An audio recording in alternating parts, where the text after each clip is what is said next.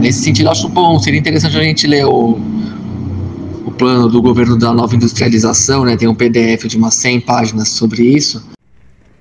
Vocês viram o nosso último vídeo, o vídeo mais recente, em que Thelma Monteiro dá uma explicação muito detalhada do plano de transformação ecológica do Ministério da Fazenda, que inclui o plano de transição energética. Se você não viu, veja, porque a explicação dela é importante para essa discussão que a gente vai começar agora. Que divide essa nova industrialização, nova economia em 6 eixos, sendo um deles denominado bioeconomia. Sabe que eu, como biólogo e ambientalista, eu tenho arrepios quando eu ouço sobre bioeconomia, porque na verdade a nossa economia inteira devia ser bio, né? Porque nós somos bio, né? Mas quando fala assim bioeconomia, geralmente é alguma destruição da natureza, exploração de árvore, de floresta preservada, biocombustível, enfim, que destrói tudo. Enfim. E é interessante também conectar com a notícia que saiu hoje na Folha, dizendo que uma pesquisa que mostra que esmagadora maioria dos brasileiros, coisa de 90 e poucos %, é a favor do aumento de investimentos em ciência e tecnologia, o que no Brasil é absolutamente essencial no momento, né? O orçamento do Ministério da Ciência e Tecnologia é uma coisa ridícula, coisa de colônia mesmo. Sem dúvida, Gabriel, sem dúvida, ainda mais se a gente quiser fazer essa economia ser bio, né? E não é só pouca a quantidade de dinheiro para a ciência, mas também muito centralizada ali nos grandes centros, nos grandes grupos. Eu te confesso que eu aqui no meio da Amazônia, é uma dificuldade tão grande de conseguir recursos que eu termino até desistindo. Karen briga comigo, ela fala: Rodolfo, bora atrás, bora correr atrás. Mas Karen também está o tempo todo também correndo atrás, né? E falta oportunidade, falta espaço para o pessoal altamente qualificado se posicionar no norte, no nordeste. É isso, é pouco dinheiro e muito mal distribuído, geralmente na mão de pesquisadores homens, porque existe um sexismo muito forte na academia, nos grandes centros do Sudeste. Não, eu acho que é isso mesmo. Eu fico mesmo dizendo para a gente ir atrás, porque tem dinheiro internacional para essas coisas. Mas dentro do Brasil está se conversando agora sobre Fundo Amazônia, sobre o Fundo Internacional, não, o Fundo Nacional das Florestas Tropicais, que foi apresentado na COP, mas ainda não aconteceu nada. Então fica se falando em que vão dar 250 bilhões para a recuperação das florestas, mas nada é feito, porque depende também de vontade política, depende de passar lei em Congresso e Senado, e aí já viu, né? Imagina, dinheiro para floresta nesses lugares não tem. Não vai sair da mão do agronegócio, né? Então tem isso, e o sexismo é enorme. Se for uma mulher chefe de um departamento ou de um grupo de pesquisa, pode dizer tchau, porque não vai rolar dinheiro.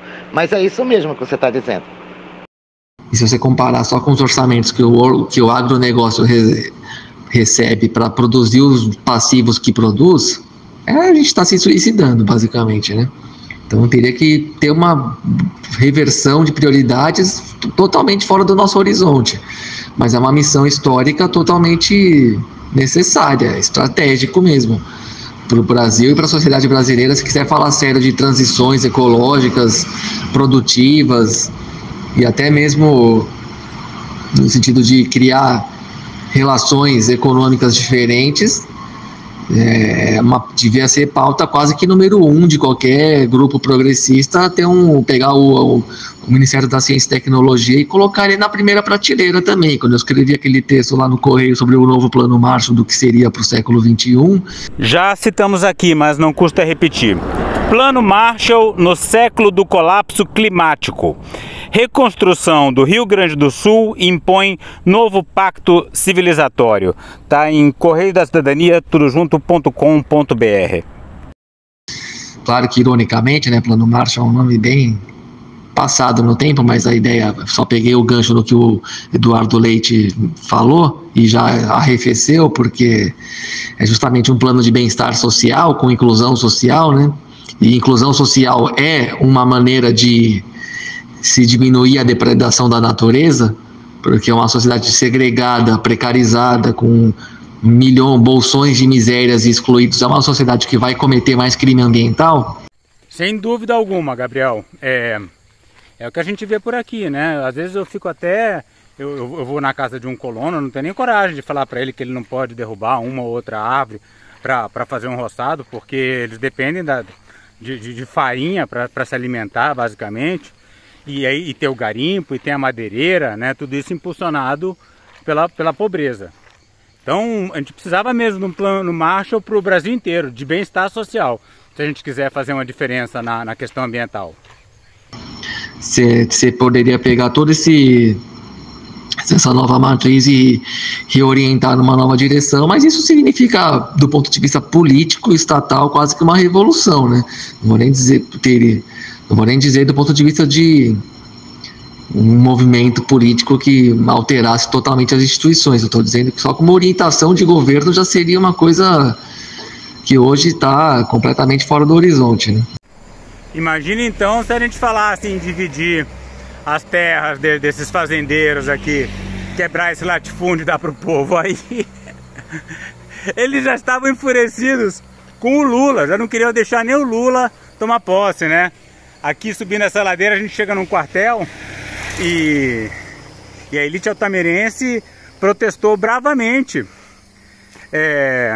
contra as últimas eleições. Imagine se, né? Olha só o nome do blog. E o Infopetro fez um estudo longuíssimo, eu li inteiríssimo, sobre os prejuízos causados pelas fontes alternativas de produção de energia eólica e solar fotovoltaica. É mesmo, Thelma? Infopetro fazendo estudo contra energia eólica e solar. A Karen estava falando disso ontem mesmo, né? Desse movimento contra essas energias renováveis e levantando a suspeita de que o pessoal do petróleo possa estar por trás. Olha aí, Karen, você é sempre certa. É de chorar. Esse estudo foi feito se baseando no fato de que para você dar continuidade a essas formas limpas de produção de energia, seria necessário aumentar todos os subsídios para criar uma forma de complementação para regularizar essas dois tipos de energia limpa, eólica e solar fotovoltaica, que precisam, por serem intermitentes, e o resumo é isso, e elas estão atrapalhando a entrega de energia no sistema interligado nacional. Olha só a que ponto nós chegamos.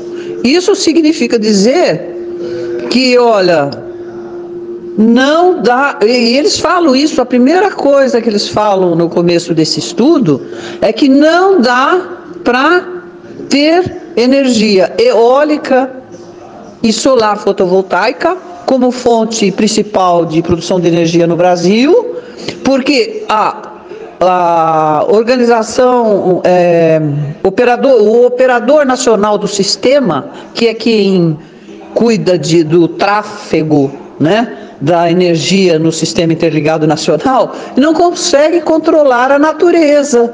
Olha só, é o fim da picada. Eu não acredito que isso está acontecendo no Brasil. Então nós temos que, segundo o que diz o Infopetro, nós temos que praticamente esquecer a energia solar, fotovoltaica e eólica. E isso, lógico, continuar usando as termoelétricas à base de petróleo, né? Ou seja, aumentar a nossa carbonização, as nossas emissões e criar mais hidrelétricas. Justamente, Thelma, hidrelétricas que também aumentam a nossa carbonização pela emissão de metano e pelos desmatamentos, né? Olha, deixa eu mostrar aqui um lugar para vocês, né? Isso aqui é na frente da minha casa. Choveu muito essa madrugada, então o céu tá limpo, não tem queimada aqui, né? Mas tem uma pedra aqui, olha. Não dá para ver a pedra no escuro, mas vou subir na pedra.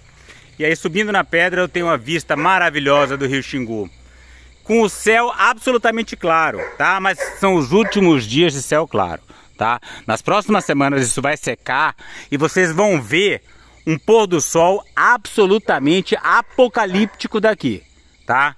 E isso é consequência da construção de Belo Monte. Tá? Não dá para dissociar esse carbono de Belo Monte. E o plano é fazer lá na frente, lá no Tapajós, uma nova série de hidrelétricas que vai botar para queimar completamente essa floresta.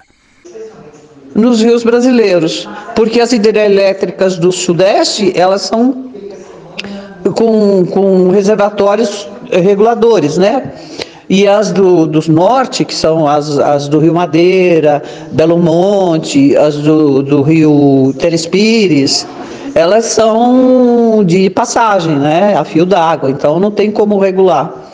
Olha, tem que tomar um cuidado imenso na hora de usar esse termo fio d'água, né? Como o Thelma bem sabe, né? Belo Monte, aqui atrás de mim, né? É falado que é fio d'água, mas é um lago do mesmo jeito. As margens estão degradadas, a biota está transformada, porque não é mais um sistema rápido, veloz, como o do rio natural, né? É um sistema parado, que junta lama, que extingue espécie, enfim, é um desastre completo. Porque a gente fala fio d'água, a pessoa fala, ó, bacana, não alaga, não tem problema. Cachorro chato, viu? Vou te contar. Olha, eu tô achando que tá todo mundo ficando louco no Brasil. E essa história da Petrobras, e agora com essa matéria do Infopetro,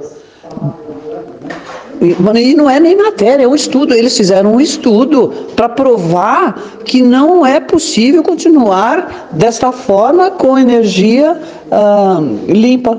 Que transição energética nós vamos fazer desse jeito? Existe um lobby muito grande. Agora piorou, né, com a saída do Jean Paul Prates da presidência da Petrobras. E você falou que nós trocamos 6 por meia dúzia, mas eu contraponho esses 6 por meia dúzia, porque com o Prates era ruim, mas com a outra, eu até esqueci o nome dela, vai ser pior. Thelma, é Magda Chambriard. Magda Chambriard. Vamos aprender. Eu já chamei de Chateaubriand. Agora eu já tô querendo confundir com chambaril, né? Que é aquela comida de tutano de boi, mas não é. É Chambriard. Porque ela falou que ela vai explorar, sim, na margem equatorial, etc. Então, quando você vê esse lobby todo dos petroleiros, o lobby do petróleo, o lobby da Petrobras, o lobby do próprio governo, para diminuir, inclusive, a produção de energia eólica e solar fotovoltaica, com a retirada dos subsídios que faziam com que as pessoas pudessem ter os seus telhados produzindo energia solar. O que vai restar para o Brasil? Nós vamos ganhar o prêmio, a coroa, né, do país com maior emissão de CO2 na atmosfera, porque o hidrogênio verde está vindo aí e o Brasil está ficando para trás na fila. E junto a isso, o hidrogênio verde, para ser verde, ele depende da energia eólica e solar, senão ele não pode ser considerado hidrogênio verde. No entanto, a Petrobras quer fazer uma transição energética usando a fonte de energia para para eletrólise, para separar o hidrogênio, as partículas de hidrogênio e de oxigênio, para fazer o hidrogênio, eles vai usar como energia para eletrólise, vai usar os combustíveis, a energia produzida por combustível fóssil, o que deixa de ser hidrogênio verde e passa a ser hidrogênio cinza. Essa discussão vai dar muito o que falar entre nós aqui, porque a Petrobras vai nos enfiar num beco sem saída internacional, porque o que nós vamos produzir é um hidrogênio cinza, que ao chegar na Europa, porque ele tem que ser transformado, como nós não temos gasoduto, ele para chegar na Europa ele vai ter que ser transformado em amônia para poder ser transportado por navios. E chega lá na Europa, ele passa por um processo para transformar em hidrogênio. Mas lá, essa transformação vai descarbonizar a Europa. No entanto, em troca, aumentar a carbonização do Brasil. Olha só o que essa Petrobras está fazendo sob a batuta do governo, porque é sim o governo que detém o maior número de ações e o controle da Petrobras. Quem decide são os diretores colocados pelo governo brasileiro, que tem 36% das ações, e o BNDES tem 2% das ações, o que os dois juntos formam 38% das ações. E outra coisa que precisamos falar é que o Jean Paul Prates aos poucos foi sendo queimado, né? Pelo ministro Alexandre Silveira do Ministério de Minas e Energia. Agora, quem está sendo queimado ainda por trás dos panos é quem? Haddad. Isso está hoje no noticiário. O Haddad é a próxima vítima, ele vai ser fritado lentamente até que Lula ou ele desista. Tem essa agora, Thelma? Ai.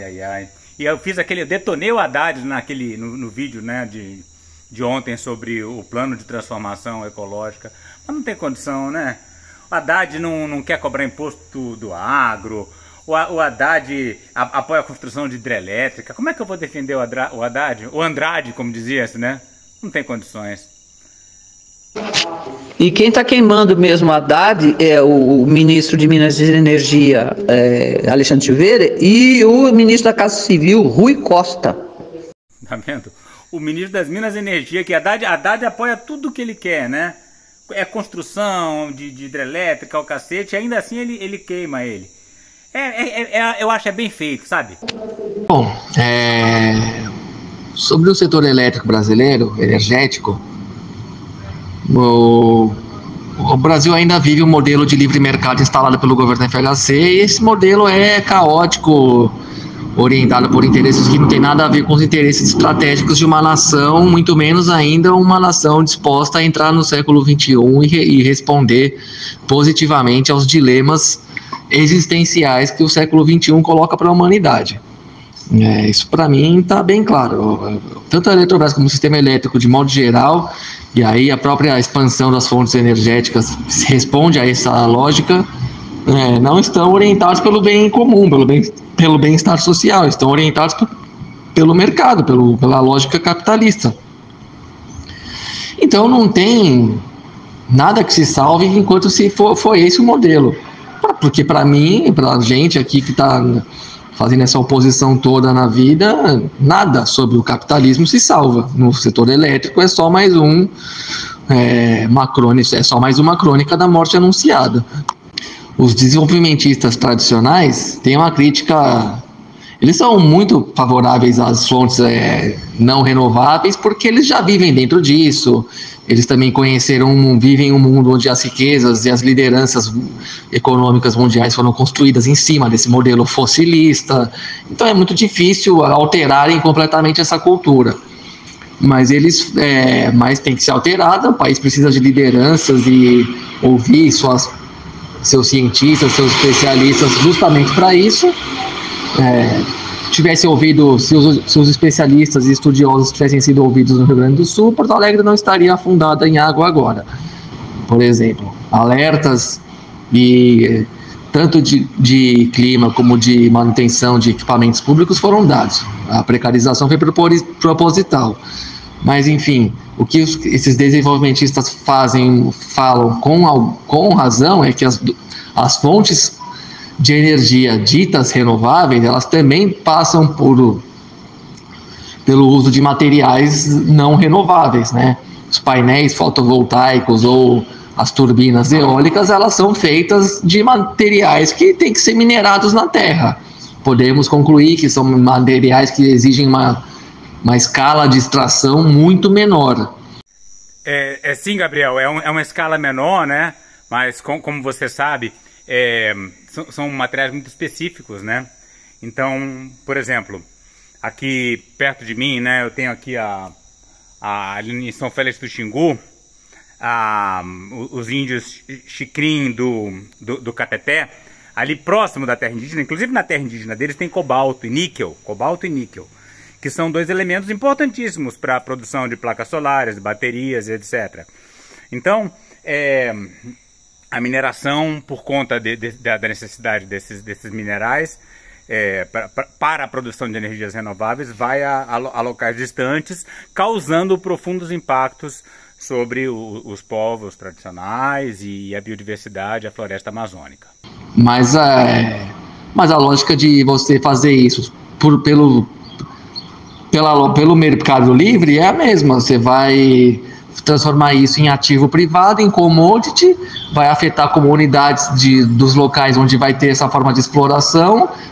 Pois é, justamente. Vai cobrar tarifas da sociedade que poderiam, que vão de tirar dinheiro do bolso das pessoas, dinheiro que poderia alimentar outras atividades econômicas e produtivas, para ficar enriquecendo uma nova elite aí da energia elétrica, se é que é uma nova elite, né? Porque a transição energética sob a égide do mercado, ela vai ficar na mão dos grandes emissores de carbono da história, né? Porque é muito mais fácil a Shell virar uma mega investidora de energia verde do que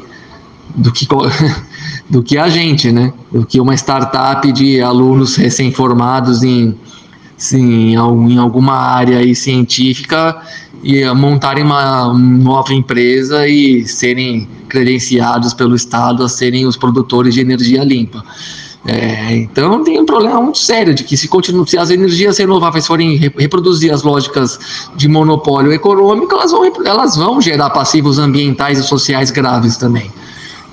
Isso já acontece. Então não adianta investir em renovável sob a lógica de mercado também. Então, você vai compartilhar esse progresso?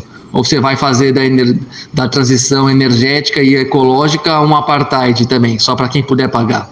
Pois é, Gabriel, mas pensa, a energia, eu não vou considerar aqui a energia eólica, porque nós estamos tendo um problema muito sério com as comunidades no norte do Brasil, com os aerogeradores, né? E com justa razão, porque esse capitalismo que a gente fala predatório vai buscar o quê? Vai buscar áreas que tem um custo de aquisição muito menor, áreas mais distantes, áreas com menor custo de menor investimento, né, para estabelecer o parque eólico, e isso impacta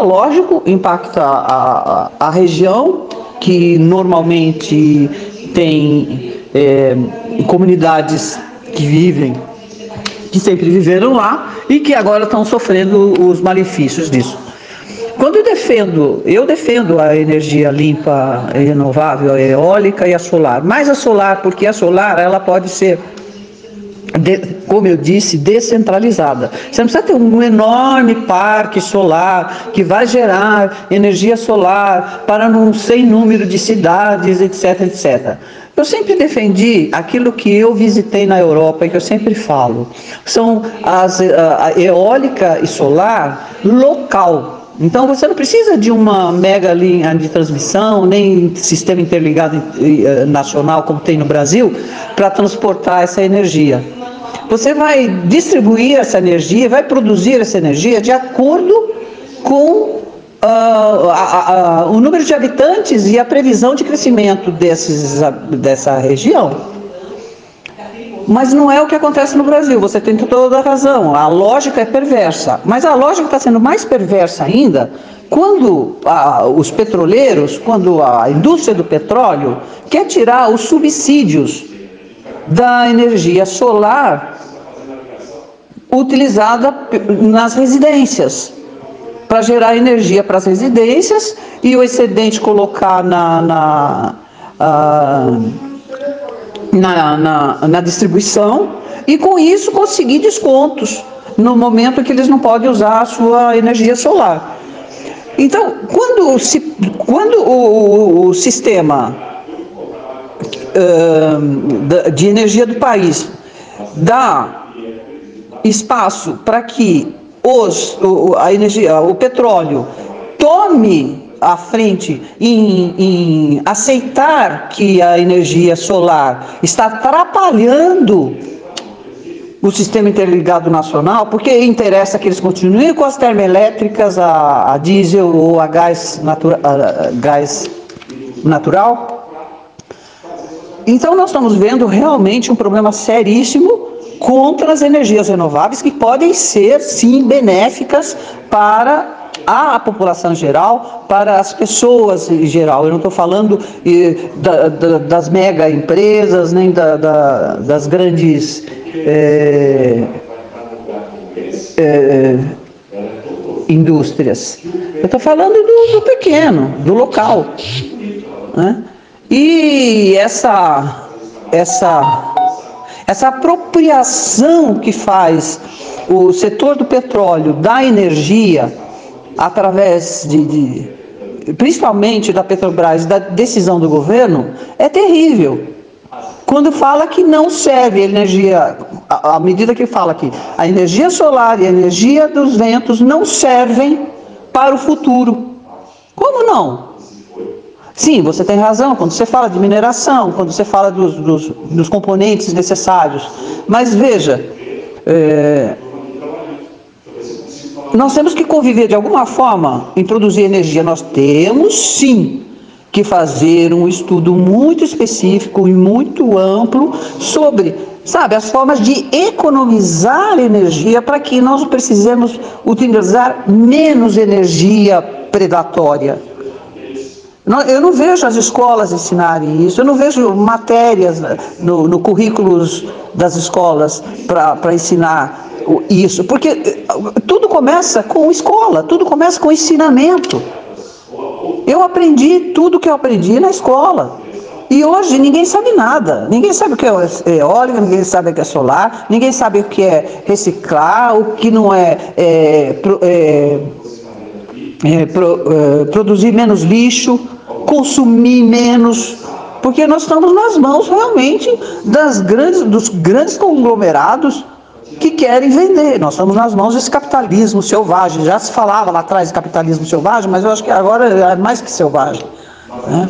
Você tem razão quando você fala isso com relação às fontes alternativas, que podem ser também predatórias do ponto de vista da exploração dos recursos minerais. Concordo plenamente.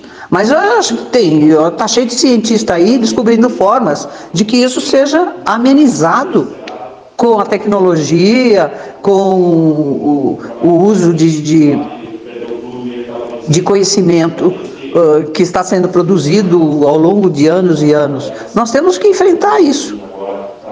Ou então nós vamos ficar entregues, como são 200 termoelétricas para produzir energia na Amazônia, a óleo diesel. Nós vamos continuar nessa mão? Não, quanto às fontes renováveis, claro que os seus materiais básicos ali, os seus insumos básicos, a médio prazo vão poder ser de fontes mais sustentáveis também, né? Com investimento, com priorização desse tipo de matéria, com certeza em breve se desenvolvem métodos de produzir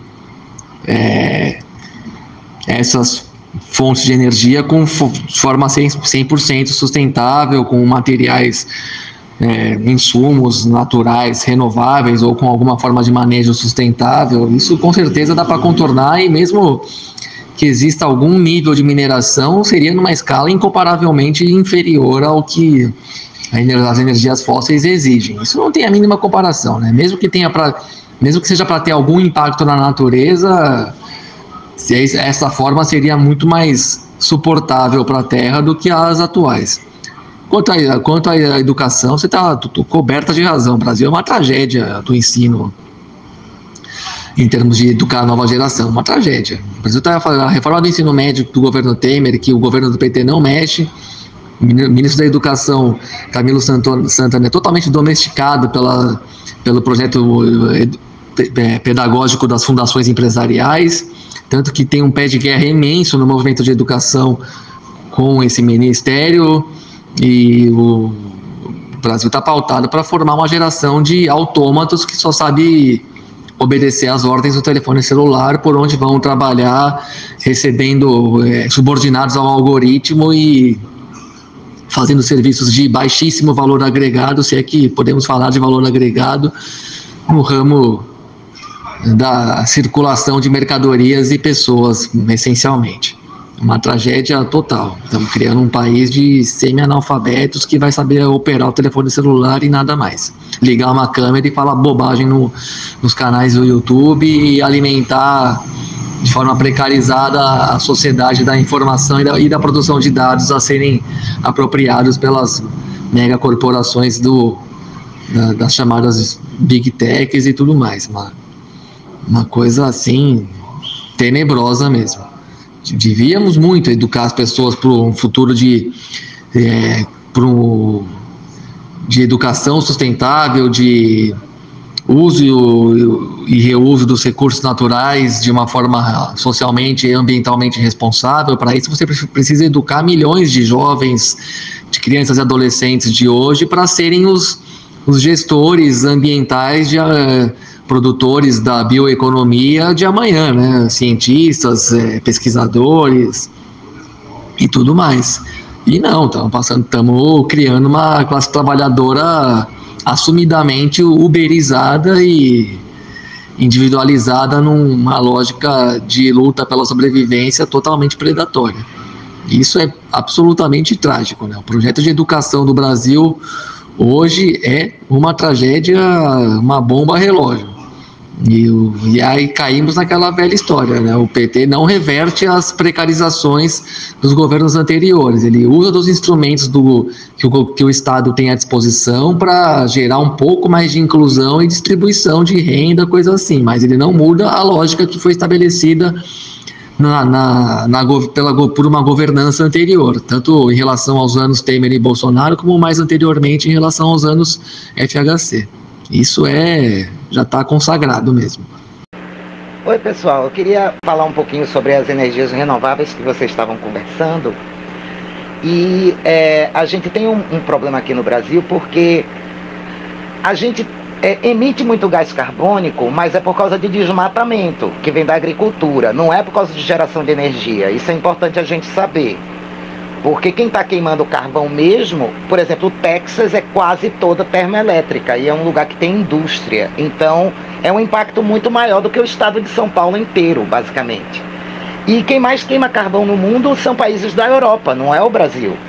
Então, a gente tem que apostar em renovável, mas a urgência para o mundo não é a gente, tá entendendo? É o pessoal rico, que tem uma pegada de carbono muito maior, aprender sobre isso. Outro problema que a gente tem para a produção de carbono, não estou falando, obviamente a gente tem que apostar em renováveis, mas eu estou falando isso para o planeta, né? Para a emissão de carbono dentro do planeta, a emissão de gases de efeito estufa. É o que vem da obsolescência planejada, que é uma coisa que não é falada. Eu falo o tempo inteiro sobre obsolescência planejada há décadas. Porque é o problema que a gente está tendo de poluição plástica, de emissão de carbono, de retirar combustível fóssil retirar petróleo por causa disso. A indústria petroquímica tem uma quantidade enorme de emissões, porque eles tiram petróleo para fazer, derivado do petróleo, para fazer produto com obsolescência planejada. A obsolescência planejada foi criada durante a quebra da Bolsa de 1929. Tem um panfleto de um cara chamado, me esqueci, alguma coisa London, acho que é Jack London o nome dele, e ele fez um panfleto chamado Saindo da Depressão Econômica através da Obsolescência Planejada. Então esse é o grande problema que a gente tem, porque todos os produtos são feitos com obsolescência planejada dentro deles. Eu agora, neste exato momento, eu acabei de receber um iPhone 11 usado, que eu comprei. Obviamente não vou comprar celular novo, eu sempre compro usado, ou então ganho de presente de alguém. E eu tô revoltada porque eu tenho um iPhone 6 há 10 anos e eu tive que comprar um iPhone 11 porque como se chama? O aplicativo do gov.br não roda no meu iPhone 6.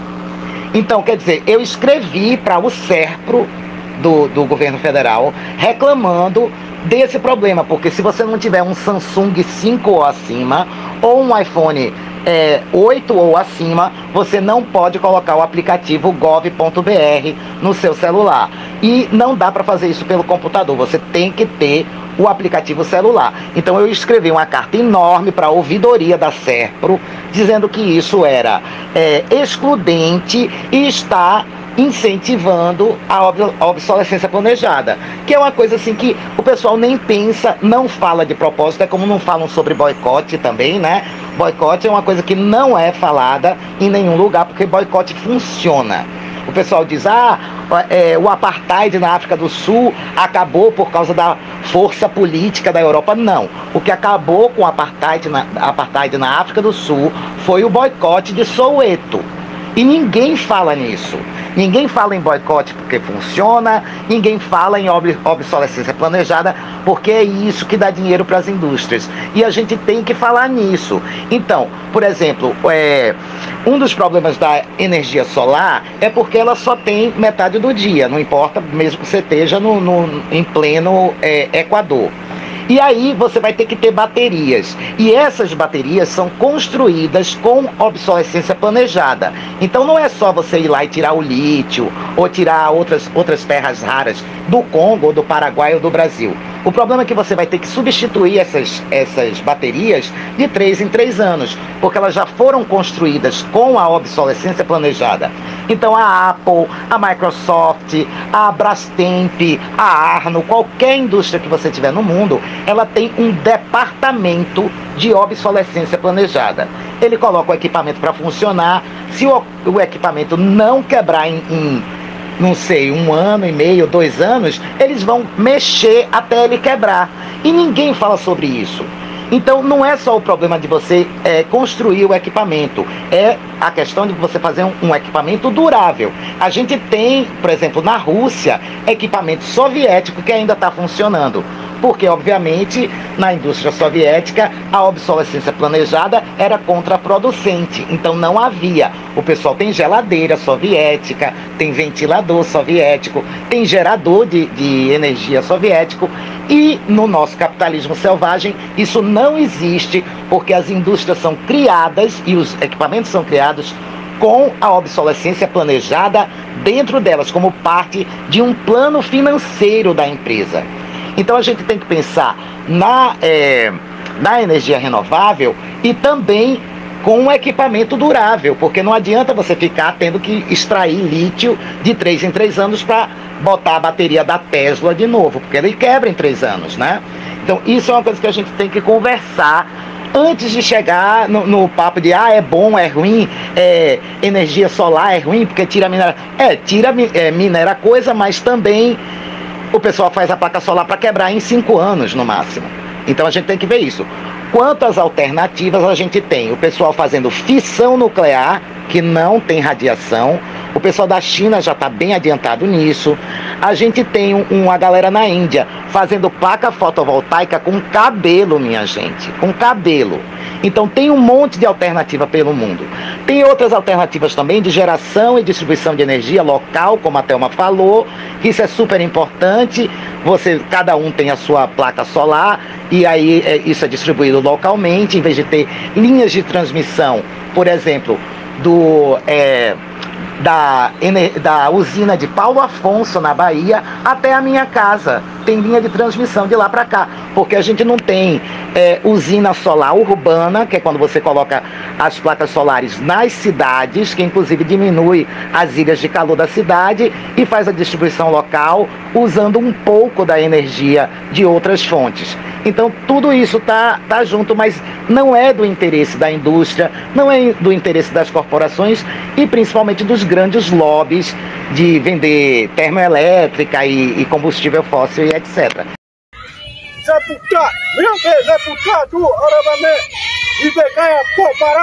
Para saber mais e participar dessa luta radical pelos povos indígenas, a floresta tropical e a biodiversidade de modo geral, inscreva-se no canal, deixe seu like e comentário.